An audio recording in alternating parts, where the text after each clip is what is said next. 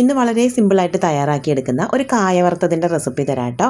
ഞാൻ ഏറ്റവും എളുപ്പത്തിൽ കായ വറുത്തെടുക്കുന്ന ഒരു രീതിയാണേ.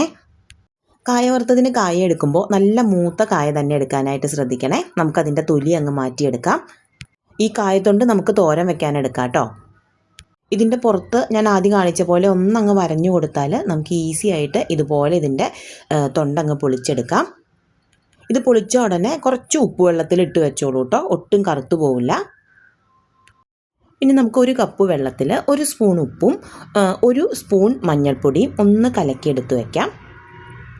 ഇനി വറുക്കാനുള്ള ചട്ടിയിൽ എണ്ണ ചൂടായി കഴിയുമ്പോൾ ഞാൻ ഈ എണ്ണയിലേക്ക് തന്നെ ഇത് സ്ലൈസ് ചെയ്തിടുകയാണ് കേട്ടോ ചെയ്യുന്നത്. എണ്ണ നന്നായിട്ട് ചൂടായ ശേഷം ഫ്ലെയിം കുറച്ച് വയ്ക്കുക. എന്നിട്ട് വേണം നമ്മൾ ഇതിലേക്ക് അരിഞ്ഞിടാനായിട്ട്.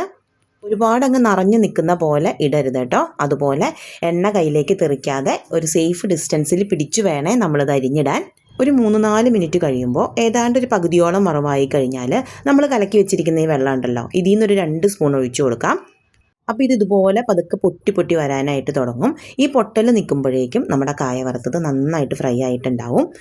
ഇതുപോലെ ചെയ്ത് കൊടുക്കുമ്പോൾ ആ മഞ്ഞളും ഉപ്പും ഒക്കെ നന്നായിട്ട് നമ്മുടെ കായയിലേക്ക് പിടിക്കും.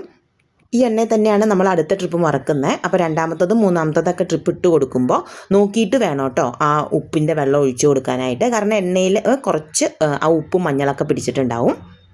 നല്ല ക്രിസ്പി ആയിട്ട് നല്ല കളറിൽ നമുക്ക് നമ്മുടെ കായ ഇതുപോലെ വറുത്തെടുക്കാൻ പറ്റും.